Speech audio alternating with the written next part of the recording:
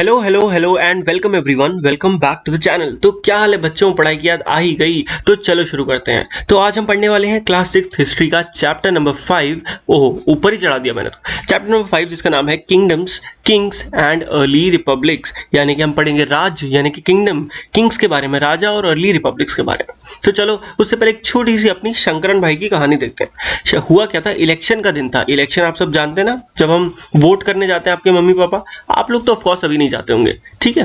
तो शंकरन के जो जब उठा तो उसने देखा कि उसके जो दादा दादी हैं वो एकदम तैयार थे वोट देने जाने के लिए, और जब वो बड़े खुश थे और वो चाहते थे कि वो जल्दी से जल्दी अपने पोलिंग बूथ यहाँ पे वोट दिया जाता है वहां पहुंच जाए, ठीक है।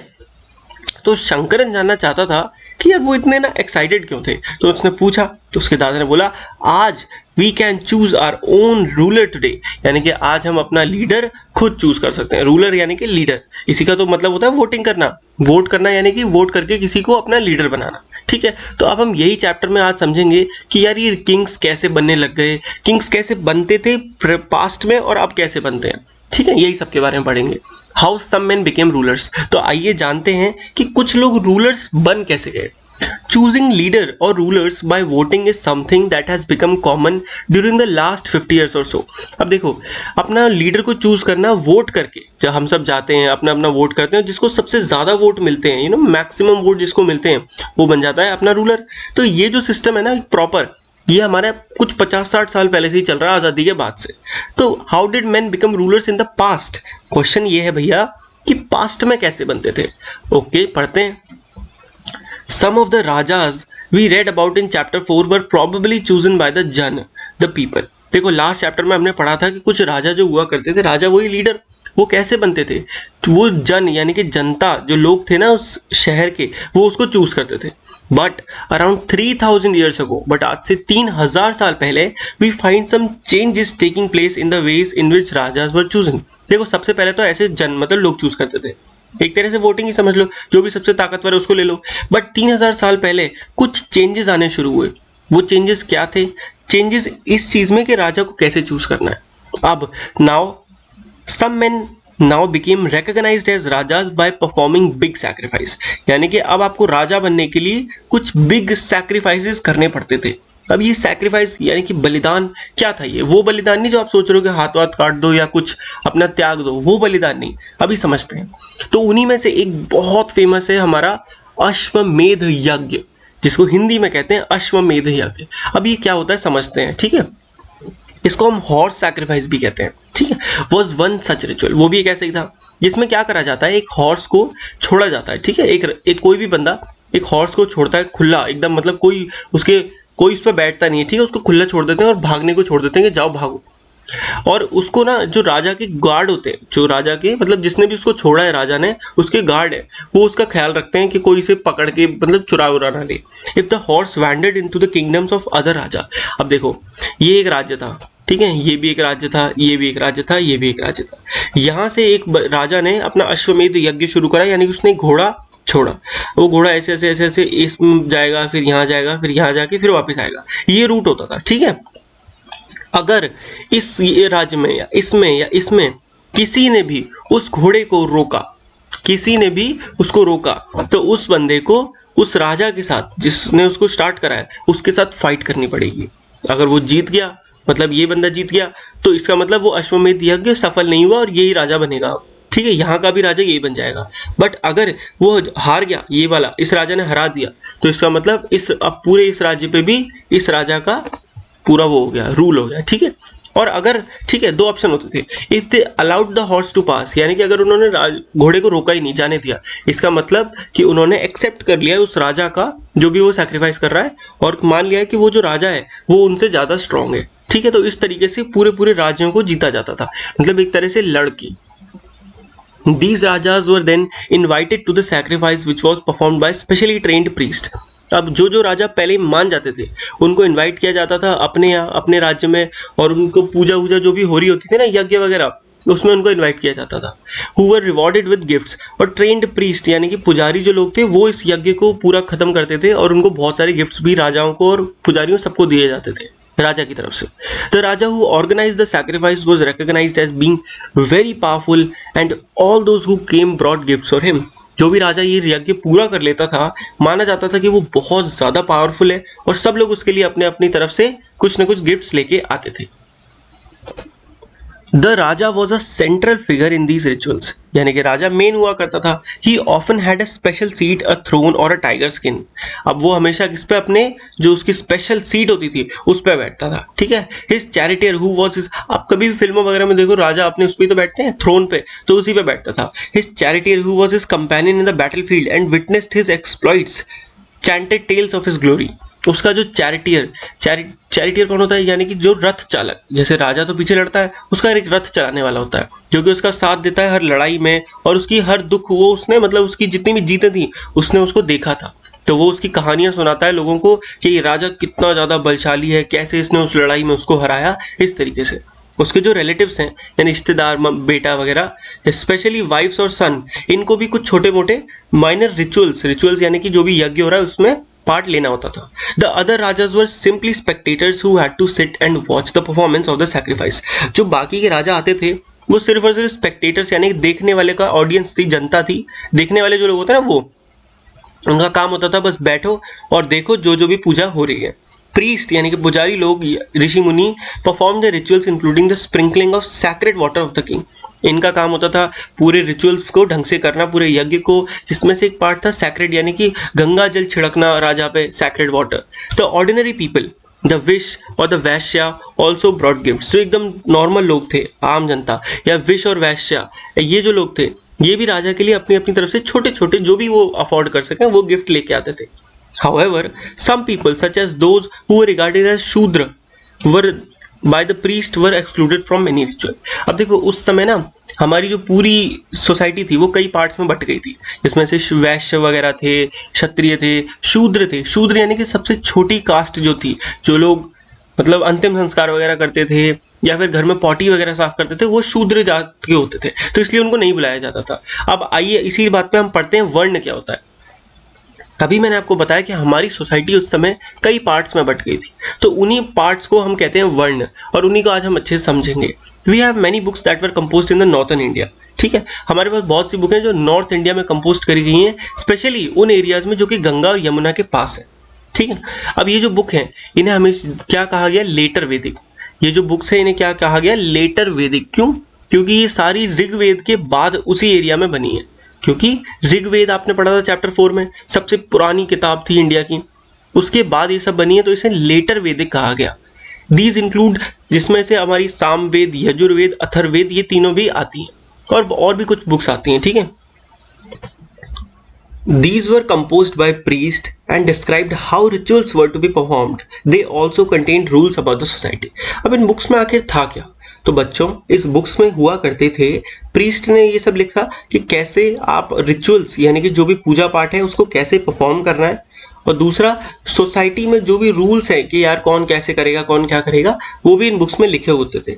ठीक है, there were several different groups in the society at this time. अब इस टाइम मैंने आपको बताया सोसाइटी कई ग्रुप्स में बट गई थी, जिसमें से कौन कौन थे, priest, warrior, farmer, herder, trader, craftsman, labour, fishing, for folk and forest people. इतने तरीके के तो लोग थे। ठीक है, बट जो प्रीस्ट थे, जो उन लोगों ने इन सबको कुछ एक स्पेशल कैटेगरीज में बांटा, चार कैटेगरीज में बांटा, जिनको क्या कहा जाता है, 4 ग्रुप्स कॉल्ड वर्ण यानी कि ग्रुप। ठीक है, और अकॉर्डिंग टू देम यानी कि जो प्रीस्ट ने जिन्होंने लिखा है, हर वर्ण का एक अपना काम होता है, यानी कि कोई भी वर्ण में जो भी आता है जिस ग्रुप में, उसको अपना वो ड्यूटी जो है उसके अकॉर्डिंग उन्हें बांटा गया। पहला वर्ण था ब्राह्मण। क्या था? ब्राह्मण। ब्राह्मण कौन होते थे? ब्राह्मण वो लोग होते थे जिनका काम था पढ़ना या पढ़ाना, पूजा करना, वेद पढ़ना, ये सब चीजें उनके काम होते थे। यानी सैक्रिफाइस यानी कि यज्ञ करना, रिसीव गिफ्ट्स वगैरह, लोगों से अपना वो भिक्षा लेना, ये सारे काम होते थे ब्राह्मण के। ब्राह्मण के बाद आते हैं हमेशा रूलर्स यानी कि क्षत्रिय। क्षत्रियों का काम होता था लड़ना, बैटल लड़ना और लोगों की जान बचाना। जितने भी सोल्जर होते थे, राजा होते थे, मतलब जितने भी लोग राजा से रिलेटेड थे ना, लड़ाई से, वो सब क्षत्रिय थे। ठीक है, क्षत्रिय। थर्ड आता था विश और वैश्या। They were expected to be farmer, herder and traders. जो लोग भी आम जनता थी, फार्मर थे, हर्डर थे, ट्रेडर थे, ये सब आते थे विश और वैश्य, ठीक है, इस कैटेगरी में। Both the Kshatriya and the Vaishyas could perform sacrifices. अब ये दोनों क्षत्रिय भी और आपके वैश्यास भी, ये दोनों ही लोग कैटेगरी थी जहाँ पे आप पूजा पाठ ये सारी चीजें कर सकते हो, ठीक है, सैक्रिफाइस। लास्ट थी शूद्र, जो कि सबसे ज्यादा छोटी जात थी, ठीक है, जिसका काम क्या होता था, बाकी 3 ग्रुप्स के जो भी रिचुअल्स होते थे, पूजा पाठ, वो लोग ये नहीं कर सकते थे। इवन वुमेन, जो उस सोसाइटी में जितनी भी वुमेन थी, उनको भी एक तरह से शूद्र कैटेगरी में ही रखा जाता था। मतलब ऐसे कहते नहीं थे ये शूद्र है, बट जितने भी रूल्स शूद्र के थे उतने ही रूल्स वुमेन के लिए भी थे, यानी कि वो भी पूजा नहीं कर सकती, वो भी कुछ वेद वगैरह नहीं पढ़ सकती, ये सारी चीजें, ठीक है, वेद पढ़ना अलाउड नहीं था। The priest also said that these groups were decided on the basis of birth. उसके बाद यहां तक तो सब सही था, फिर यार कुछ प्रीस्ट लोगों ने ना क्या बदतमीजी कर दी, उन लोगों ने क्या कह दिया कि ये जो अब से जो भी हमने वर्ण बना दिए ये बर्थ पे डिसाइड होंगे। क्या मतलब देखो, पहले प्रीस्ट लोगों ने अच्छा काम किया कि ठीक है, जो जो काम कर रहा है उसके अकॉर्डिंग उसको बांट दिया, ठीक करा, बट उसके बाद ये कह दिया कि अब भैया जो भी आपका बर्थ होगा उसके अकॉर्डिंग, यानी कि अगर कोई वंस फादर एंड मदर वर ब्राह्मण, यानी कि अगर किसी के माँ बाप क्या है, ब्राह्मण है, तो one would automatically become a ब्राह्मण, तो उससे उनका जो बेटा है वो अपने आप ब्राह्मण हो जाएगा। इस तरीके से अगर किसी के माँ बाप शूद्र हैं तो वो जिंदगी भर शूद्र ही बनता चला जाएगा, वो कभी भी अच्छी कास्ट में नहीं जा सकता। तो ये चीज गलत थी। Later they classified some people as untouchable. उसके बाद तो उन्होंने कुछ एक नई, मतलब शूद्र से भी छोटी कैटेगरी बना दी, जिसको कहा गया अनटचेबल, यानी कि अछूत, जिसको छुआ भी नहीं जा सकता, जिसमें कुछ क्राफ्ट पर्सन, हंटर गैदरर, ये सब लोग थे। पर ये लोग क्या करते थे, बरियल्स यानी कि अंतिम संस्कार करते थे, ये सब जो काम करते थे ना, इनको अछूत बोल दिया। The priest said that contact with these groups was polluting, यानी कि जो पुजारी थे उस समय के, उन लोगों ने क्या ज्ञान दे दिया फालतू का कि इनको टच करने से आपका जो समाज है वो गंदा हो जाएगा। Many people did not accept the system of Varna laid down by the Brahmins. Some kings thought they were superior to the priest. Others felt that the birth could not be a basis for deciding which Varna people belong to. अब देखो, यहाँ exceptions तो हर जगह होते हैं, तो उस समय भी कुछ अलग अलग तरीके के राजा थे या लोग थे जिन्होंने इसको नहीं माना। कुछ ने ये कह के नहीं माना कि नहीं भैया, राजा जो है ब्राह्मण से सबसे ऊपर होना चाहिए, राजा से ऊपर कुछ नहीं होना चाहिए। तो उन्होंने कहा ब्राह्मण नीचे आएगा, राजा ऊपर आएगा। कुछ ने कहा नहीं नहीं भैया, जो बर्थ है वो किसी का बेसिस नहीं होना चाहिए डिसाइड करने के लिए वो किस वर्ण में, क्योंकि यार वो उसके हाथ में थोड़ी है कि वो किस घर में पैदा हो रहा है, पर क्या पता वो कुछ और करना चाहता हो, ठीक है। और कुछ लोगों ने ये भी माना कि सबको भाई बराबर हक होना चाहिए अपना इक्वालिटी का, बट उस समय मेन फेमस यही हुए वर्ण जो आपको मैंने बता दिए। तो हमने ये जान लिया लोगों के बारे में। अब हम अगला पढ़ते हैं, जनपद क्या है। अभी हमने जन पढ़ा, आपने जन का मतलब पीपल, तो ये जनपद क्या है। The rajas who perform these big sacrifices were now recognised as being rajas of janapada. Janapada यानी कि एक एरिया, छोटे छोटे गांवों से मिलकर एक बहुत बड़ा एरिया जब बनता है ना, तो उसे जनपद कहते हैं। अगर मैं आपको इजी लैंग्वेज में समझाऊं, जैसे आज के टाइम पे एक स्टेट होता है, स्टेट के अंदर छोटे छोटे सिटी होती हैं, बरेली हो गया, ये जितने भी शहर हैं, अलीगढ़ हो गया, आगरा हो गया, ये सब किसके अंदर आते हैं, उत्तर प्रदेश के अंदर। तो उत्तर प्रदेश क्या है, एक स्टेट है। इसी तरीके से जनपद के अंदर छोटे छोटे गांव हुआ करते थे और जनपद काफी बड़ा होता था। क्लियर, चलो आगे बढ़ते हैं। Rather than जना, the word जनपद literally means land where the जन set its foot। इसका मतलब क्या होता है, वो जगह जहाँ पे जन यानी कि लोगों ने अपने पैर रख दिए और वहाँ पे सेटल हो गए। Some important जनपद are shown in map 4। Map 4 पढ़ेंगे हम 49 अगले पेज पे, उसमें इंपॉर्टेंट जनपद दे रखे हैं जो आपको याद करने हैं। Archaeologists have excavated a number of settlement in these जनपद। आर्कियोलॉजिस्ट ने बहुत सारी चीजें खोद के निकाली हैं इन जनपद में, सच एज पुराना किला इन दिल्ली। पूरा दिल्ली में जो पुराना किला है वो भी इसी जगह पे मिला है, हस्तिनापुर नियर मेरठ, और ये अतरांजी खेड़ा नियर एटा, ये दोनों उत्तर प्रदेश में। They found that people lived in huts, kept cattle as well as other animal. They also grew a variety of crops, rice, wheat, barley, pulses, sugar cane, sesame, mustard, ये सब वो उगाया करते थे और ऐसे वो रहा करते थे। They made earthen pots. Some of these were grey in color, others were red. One special type of pottery found at these sites are known as painted greyware. As is obvious from the name, these grey pots had painted design, usually simple lines and geometric patterns. तो उस समय के जो लोग थे वो मिट्टी, earthen यानी कि मिट्टी के घड़े बनाते थे, pots बनाते थे, जिसमें से कुछ ग्रे कलर के थे, कुछ लाल कलर के थे। उसमें से एक स्पेशल टाइप की पॉटरी डिजाइन था जिसे कहते थे पेंटेड ग्रेवेयर।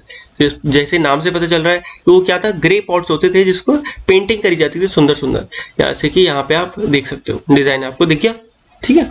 चलो अब आगे बढ़ते हैं, अब बात करते हैं महाजनपद की। अभी आपने क्या पढ़े, जनपद, अब हम बात करें महाजनपद की। अब ये महाजनपद देखो, किसी भी चीज के आगे महा लग जाए यानी कि वो बड़ा हो जाता है। तो आज से 2500 साल पहले सम जनपद became more important than others. अब कुछ स्टेट जो थे वो बाकियों से ज्यादा इंपॉर्टेंट हो गए। क्यों? Some of these are shown on map 4. Most Mahajanpads had a capital city. Many of these were fortified. This means that huge walls of wood, brick और stone were built around them. हुआ क्या, कुछ तो आपके जो state थे वो छोटे छोटे रह गए बेचारे, वहां के राजा इतने पावरफुल नहीं थे।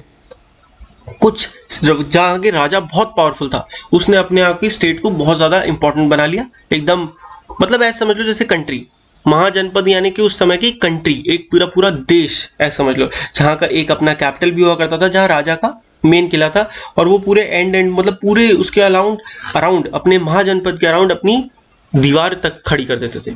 ठीक है, तो अब यहाँ पे आप इंपॉर्टेंट देख सकते हो कौन कौन से हैं, यहाँ आपको दिख रहे हैं। देखो अभी हम आपको दिखाते हैं।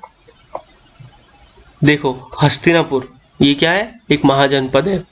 और हस्तिनापुर क्या है, सॉरी हस्तिनापुर यहाँ पे एक कैपिटल है। जितने भी ये डॉट दिख रहे हैं ना, ये डॉट, ये सब कैपिटल हैं। ये उज्जैन कैपिटल हो गया, यहाँ पे आपका मगध पूरा आपका महाजनपद है, आपका वै महाजनपद है, कोसला महाजनपद है, अवंती महाजनपद है, गांधार महाजनपद है।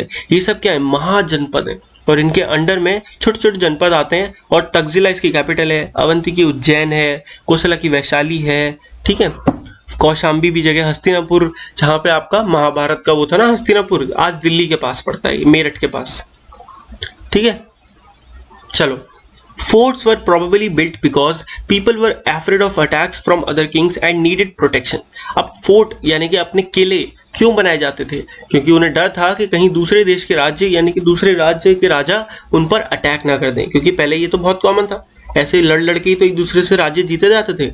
It is also likely that some rulers wanted to show how rich and powerful they were by building really large, tall and impressive walls around the cities. अब कुछ राजा ऐसे भी थे जो उनको शो ऑफ करने का बड़ा शौक था, तो बस शो ऑफ के लिए, दिखाने के लिए हम पे कितना पैसा है, अपने पूरे राज्य के अराउंड वो बहुत बड़ी बड़ी हाईटेक मोटी मोटी दीवार क्या बनवा देते थे, ताकि लोगों को पता चले कि भाई कितना पैसा है इस राजा के पास। Also in this way, the land and the people living inside the fortified area could be controlled more easily by the king. और इससे क्या था, लोगों के मन में वो भी आ जाता था, अच्छा ठीक है हम एक राजा के अंडर में हैं, तो वो राजा की बात आराम से मान लेते थे। Building such huge walls required a great deal of planning. Thousands, if not lakhs of bricks or stones had to be prepared. This in turn meant enormous labor provided possibly by thousands of men, women and children. And resources had to be found for all of this. अब बात है कि जब एक पूरे state के, आप खुद सोचो, आप उत्तर प्रदेश के पूरे कोने पे अगर आपको भैया बाउंड्री करानी है तो कितने साल लगेंगे, कितना बड़ा। आज तो हमारे पास मशीन है, पर मशीन भी नहीं थी उस समय, तो लोग पूरी ईंटें खुद बनाते थे, फिर ईंटें को सुखाते थे, फिर लगाते थे, यानी कि बहुत ज़्यादा बड़ा काम होता था। ठीक है, वो बहुत 10-10, 20-20 सालों में ख़त्म होता था। ठीक है, उसके लिए रिसोर्सेज भी ढूंढने हैं, सबसे काम भी कराना है, बच्चों तक से उस समय काम कराया जाता था। ये देखो यहाँ पे कैसे काम चल रहा है। ठीक है, the new rajas now began maintaining army. अब जैसे जैसे राजा भाई अपना डेवलप हुए, उन्होंने यज्ञ करने सीखे, अपना महल बनाना सीखा, तो उन्होंने अपनी आर्मी बनानी भी सीखी। पहले क्या था, वो किसी को भी बुला के लड़वा लेते थे कि आ जाओ, मतलब गांववासी सबको बुला देते थे, चलो लड़ने चले। अब ऐसा नहीं हुआ, अब उन्होंने प्रॉपर आर्मी में भर्ती करी, जैसे आज होती है ना एक प्रॉपर आर्मी होती है, उसकी वो ट्रेनिंग कराते थे, उनको सैलरी देते थे रेगुलर। ठीक है, वो साल भर राजा के साथ ही रहते थे। Some payments were probably made using punch marked coins. You will read about more in this chapter 8। यानी कि उस समय की करेंसी क्या थी, पैसे क्या थे, ये आप चैप्टर 8 में पढ़ोगे, बट कॉइन सिक्के मिलते थे। ठीक है, अब बात करते हैं टैक्सेस की, जो कि एक बहुत इंपॉर्टेंट चीज़ है। भाई राजा पैसे कहाँ से कमाएगा? पहले तो राजा सब राजा को पैसे देते थे, पर धीरे धीरे ये चीज़ खत्म हो गई, राजा को लोगों ने पैसे देना बंद कर दिया, क्योंकि राजा बहुत बड़े एरिया का राजा बन गया, तो कौन उसे बार बार आके पैसे दे। तो राजा के लिए तो बड़ा टेंशन का विषय हो गया कि भैया पैसे कहाँ से आएंगे। As the rulers of the Mahajanpads were building huge forts, maintaining big armies, they needed more resources and they needed officials to collect these. तो भाई जैसे जैसे राजा महाजनपद के राजा बने, उन्होंने बड़े बड़े ह्यूज फोर्ट्स, महल बनाने थे, बिग आर्मीज को सैलरी देनी थी, तो उनको पैसे भी तो चाहिए उसके लिए, और पैसे के लिए उसको लोग चाहिए, उन्हें इकट्ठा करने के लिए पैसे। तो उस समय के राजा ने क्या करा, ओकेजनल गिफ्ट्स पे भरोसा करना छोड़ के, यानी कि पहले राजा को लोग कभी भी आते थे, कोई अच्छा त्योहार होता था, उस दिन त्योहार पैसे देके चले जाते थे, तो उससे राजा का काम चल जाता था। राजा ने एक नया सिस्टम शुरू करा। जनपद में they started collecting regular taxes, यानी कि उन्होंने लोगों से कुछ पैसे हर महीने आके लेना शुरू कर दिया, थोड़े थोड़े, ताकि लोग आराम से पैसे भी दे दें, राजा का काम भी चल जाए और अपना पूरा देश चलता है। ठीक है, जो कि हम आज भी देते हैं, इनकम टैक्स देते हैं, उसी से तो हमारी गवर्नमेंट चलती है। गवर्नमेंट के पास पैसा कहाँ से आता है? हम ही तो देते हैं। अब बात करते हैं कि टैक्स किस तरीके से लिए जा रहे थे। Tax on crops were the most important, यानी कि सबसे ज्यादा इंपॉर्टेंट टैक्स किस पे था? टैक्स यानी कि कुछ भी थोड़ा सा पैसे राजा को देना, क्लियर। तो सबसे ज्यादा इंपॉर्टेंट था क्रॉप्स, यानी कि खेती पे। This was because most people were farmers, ये इसीलिए क्योंकि ज्यादातर लोग क्या थे? किसान थे। Usually the tax was fixed at 1/6 of what was produced, this was known as bhaga और अ शेयर, यानी कि अगर उन्होंने आपका कुछ ऐसे करके एक पार्ट, आप समझ लो इतना उन्होंने अपना प्रोड्यूस करा, जो भी, चाहे वो कुछ भी प्रोड्यूस करा हो, तो उसका 1/6 पार्ट उन्हें राजा को देना पड़ता था। इतना पार्ट, बहुत ज्यादा नहीं, 1/6, ठीक है, इतना उनका टैक्स जाता था, जिसे हम भाग कहते थे, जैसे भाग कहते हैं ना, छोटा। There were taxes on craftsperson as well. These could have been in form of labor. For example, a weaver or smith may have had to work for a day every month for the king. यानी कि अब राजा को अपने लिए भी चीजें बनवानी पड़ती थी, सीट बनवानी है, घर का काम करवाना है, तो उसके लिए भी वो टैक्स लेता था, पर वो पैसों में टैक्स नहीं था, लेबर टैक्स था। यानी कि वो जो लोग जो ये काम करते हैं, उनको बस महीने में एक दिन आके राजा के यहाँ काम करना होता था, ठीक है। हर्डर्स यानी कि चरवाहे, उनको भी टैक्स लिया जाता था in the form of animal and animal produce, यानी कि कोई अंडे दे रहा है, कोई मुर्गियां पालता है तो कोई मुर्गियां देता है राजा को, इस तरीके से उन्हें देना होता था। These were also taxes, there were also taxes on goods that were bought and sold through trade, यानी कि जो बिजनेसमैन थे, यानी कि दुकानदार थे, जो चीजें बेचते थे, उन पे भी टैक्स आता था, जो भी वो चीजें बेचते थे उस पे कुछ percent. And hunter gatherers also had to provide forest produce to the raja. अब जो लोग अपने हंटर गैदरर्स थे, यानी कि सिर्फ जानवर मार के खाते थे, उनको भी राजा को अपना जो भी वो प्रोड्यूस करते हैं या बचाते हैं जानवर वानवर, वो राजा को देना पड़ता था। समझ गए? अब बात करते हैं चेंजेस इन एग्रीकल्चर की, यानी कि एग्रीकल्चर में किस तरीके का चेंज आने लगा। There were two major changes in the agriculture around this time. ये हम बात करें आज से लगभग 2500 साल पहले की, तो उस समय कुछ चेंजेस आने लगे एग्रीकल्चर में। तो जो पहला चेंज था, यानी कि one was growing use of iron ploughshares. तो पहला था कि उस समय जो लोग थे, वो जो अपना खेती बाड़ी के लिए जो भी चीज यूज करते थे, उसमें से एक था हल। वो हल था, हल कुछ इस तरीके का होता है, ठीक है, और यहाँ पे ऐसे लकड़ी। तो पहले तो सब कुछ लकड़ी का होता था, बट उस समय उन लोगों ने क्या करा, उसका ये वाला जो पार्ट था, इसको पूरा लोहे का लेना शुरू कर दिया। अब खुद सोचो, लोहे से जो जमीन पहले लकड़ी से धीरे धीरे अपना खुदती थी, वो लोहे से बहुत ही फटाफट खुदने लगी। This mean that heavy clay soil could be turned over better than with a wooden ploughshare. तो मैंने आपको बताया कि लकड़ी से दिक्कत आती थी और लोहे से वो बहुत ही आसानी से मिट्टी जो है खुदने लगी, so that more grain could be produce, ज्यादा आपका प्रोड्यूस होने लगा। दूसरा चेंज क्या था, people began transplanting paddy. This mean that instead of scattering seed on the ground from which plant would sprout, saplings were grown and then planted in the field. यानी कि पहले क्या था, सीड ऐसे ही डाल दिए जाते थे कि सीड फेंक दो बस, ऐसा नहीं हुआ। जैसा आपने घर पे देखा, स्प्राउट्स बनाना सीखा था हमने साइंस में, थोड़े थोड़े उसमें से वो निकल जाते हैं जब, तो पहले उसको ऐसे करके स्प्राउटेड किया जाता था, तब उन्हें प्रॉपर प्लांट किया जाता था सही सही जगह पे, ताकि एकदम खेती 100% हो। पहले क्या था, कुछ जो बीज थे वो आपके बढ़े, कुछ नहीं बढ़े क्योंकि ऐसे डाल दिए थे, बट उसके बाद सब कुछ परफेक्ट होने लगा। ठीक है, तो एक तरह से हम एडवांस की तरफ बढ़ रहे हैं।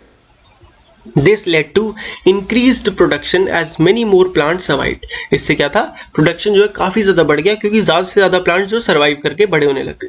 However, it was back breaking work, यानी कि ये एक पीठ तोड़ देने वाला काम था, क्योंकि सोचो इतनी बड़ा खेत, उसमें आपको एक एक बीज एक एक जगह जाके ऐसे ऐसे करके लगाना है, वो भी बहुत बड़ा काम था। तो ये एक बहुत मेहनत का काम था। Generally, slave men and women, das and dasis and landless agricultural laborers had to do this work. तो जो भी बड़े बड़े आपके किसान थे, वो ऐसे गरीब लोगों को बुलाते थे स्लेव, यानी काम करने वालों को, और उनसे अपना ये काम उन्हें थोड़े थोड़े पैसे देके करा लेते थे। तो अब हम बात करेंगे एक स्पेशल महाजनपद की। किसकी? अ क्लोजर लुक, मगध राज्य। मगध क्या एक राज्य, महाजनपद है, तो उसी की हम बात करते हैं। सबसे पहले मगध ढूंढ के आते हैं कि आखिर मगध है कहाँ। आइए, तो जी मगध है अपना, एक मिनट इसको हम जरा साफ कर लेते हैं ताकि अच्छे से दिखे। तो अब आपको दिख रहा है मगध कहाँ है, अब आपको अच्छे से दिखेगा, ये रहा मगध, देखा। तो इसी जगह ये जो मगध राज्य है, इसी के बारे में अब हम थोड़ा और डिटेल में कवर करेंगे। चलो, ओहो हम तो काफी पीछे आ गए। ओके चलो मगध से, ठीक है। तो मगध हमने ढूंढ लिया। Magadha became the most important mahajanapada in about 200 years. 200 साल के अंदर ही Magadha one of the most, सबसे ज्यादा इंपॉर्टेंट महाजनपद बन गया। क्यों? Many rivers such as Ganga, Son flowed through Magadha, क्योंकि पहले तो बहुत सारी रिवर जो है वो गंगा से, गंगा, सोन, ये सारी नदियां मगध राज्य से होके जाती थी। This was important for transport, water supplies, making the land fertile. तो इससे क्या होता था, ट्रांसपोर्ट आसान हो जाता था, वाटर सप्लाईज बहुत आसान थे, वाटर को इधर उधर ले जाना। दूसरा, लैंड जो थी वो बहुत फर्टाइल, यानी कि खेती के लिए बहुत अच्छी हो गई थी, जिससे वहाँ का खेती बहुत अच्छी होती थी, प्रोड्यूस बहुत अच्छा होता था, तो बहुत दूर दूर से लोग वहाँ के बस जाते थे।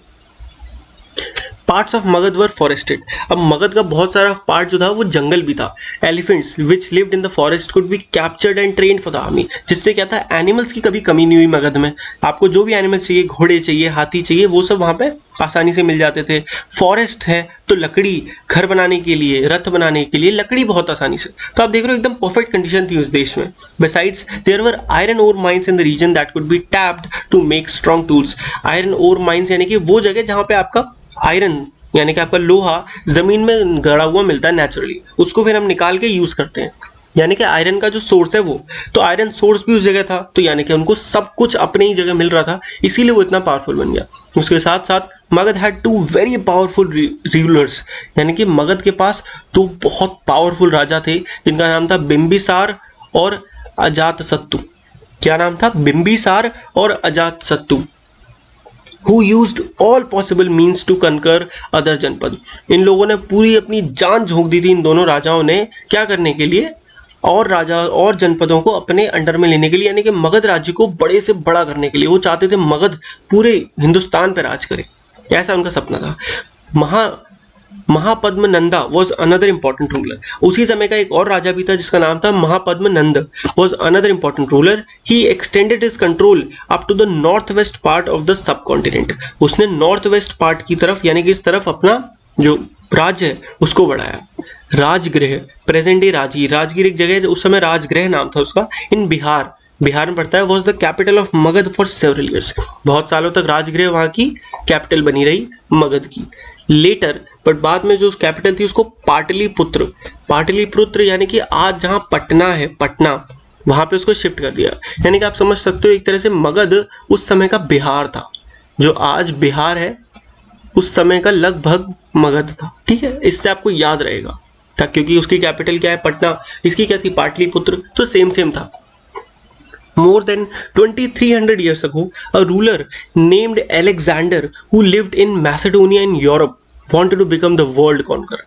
अब देखो, अलेक्जेंडर द ग्रेट की कहानी जो आपने पक्का सुनी होगी, कि कहीं ना कहीं नाम सुना होगा। था क्या, मैसेडोनिया एक जगह है यूरोप में, ठीक है, जहाँ का राजा था अलेक्जेंडर। उस समय उस राजा ने एक सपना देखा कि मुझे पूरी दुनिया जीतनी। उसने क्या सपना देखा कि मुझे वर्ल्ड कॉन्कर करना है, पूरा world. Of course he didn't conquer the world, but did conquer parts of Egypt and West Asia and came to the Indian subcontinent. But पूरा वर्ल्ड तो ऑफ कोर्स नहीं कर पाया क्योंकि एक बेकार का ड्रीम था, बट उसने इजिप्ट, वेस्ट एशिया और उसके बाद इंडिया, इतनी जगह पूरा कवर करके तब वो इंडिया आया था, इंडिया को पूरा अपना कब्जा करने। Reaching up to the banks of Beas river तक पहुंचा। When he wanted to march further eastward, his soldier refused. They were scared as they had heard the rulers of India had vast armies of foot soldiers, chariots and elephants.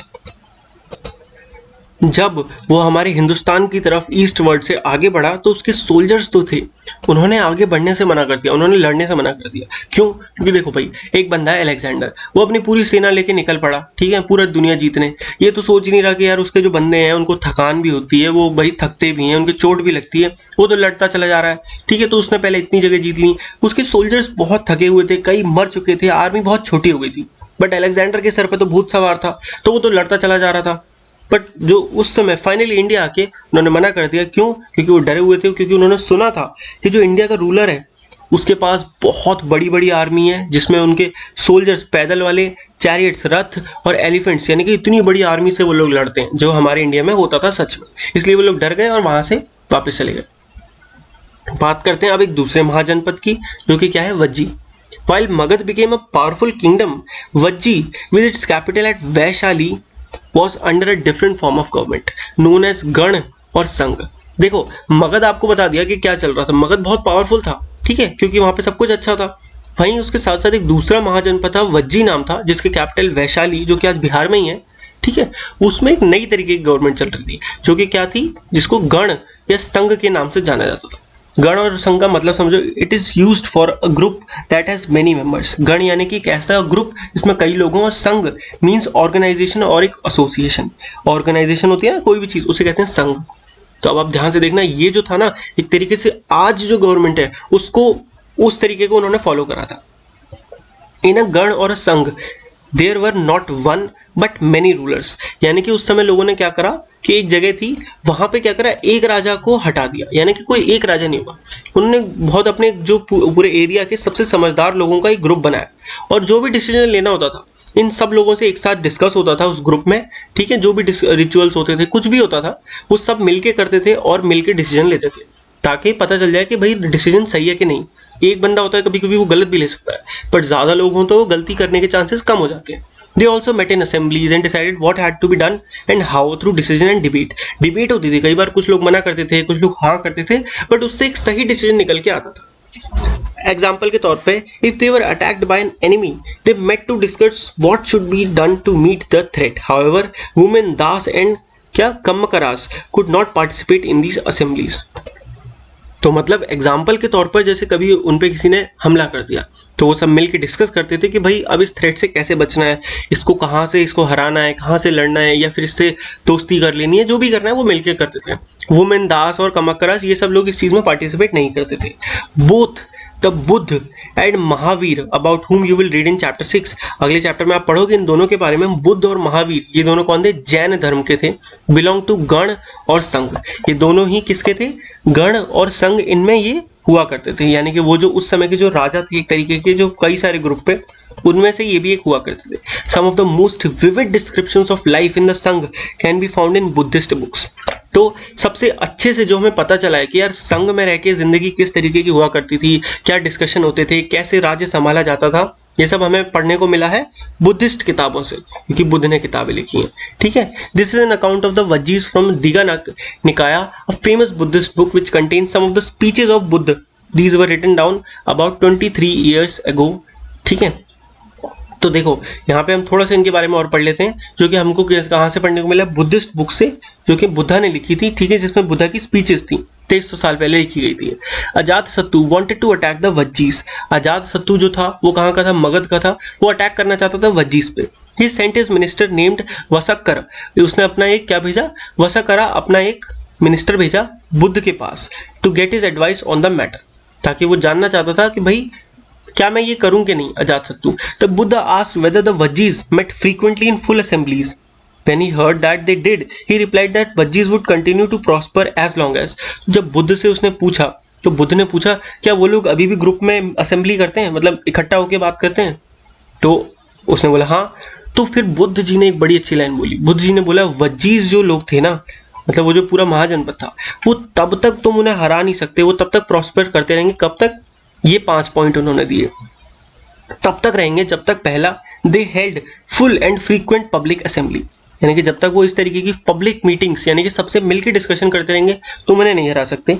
They met and acted together, वो सब मिलके साथ में काम करेंगे, तो उन्हें नहीं हरा सकते। दे फॉलोड एस्टैब्लिश्ड रूलर्स, यानी कि वो अपने बड़े बड़े राजाओं की, जो महान लोग हैं उनकी बातों को मानेंगे। They respected, supported and listen to elders, वो बड़ों की बात मानेंगे। Vajji women were not held for force और कैप्चर्ड, यानी कि तुम जब तक उनको, मतलब वहां पे वज्जी की जो औरतें हैं, ठीक है, उनको पकड़ के उनके साथ कुछ बदसलूकी नहीं करी जाएगी, चैत्यास यानी कि local shrines were maintained in both town, यानी कि पूजा करने के स्थल छोटे छोटे वो शहर और गांव में जब तक रहेंगे। Wise saints who follow different beliefs were respected and allowed to enter and leave the country freely, यानी कि वो सारे पुजारी लोग या वो सारे लोग जो भगवान की श्रद्धा करते हैं वो अपने उस देश में आए जाएं आराम से, उनकी पूरी इज्जत हो। तो जब तक ये सारे पॉइंट्स किसी भी देश में हो रहे हैं तुम उस देश को हरा नहीं सकते, क्योंकि वही है एक परफेक्ट देश। ठीक है, अब आपको समझ में आया? तो चलो लास्ट बस हम एक नॉट द लीस्ट डेमोक्रेसी की और बात कर लेते हैं। डेमोक्रेसी क्या होता है, बाकी सब हमने पढ़ा।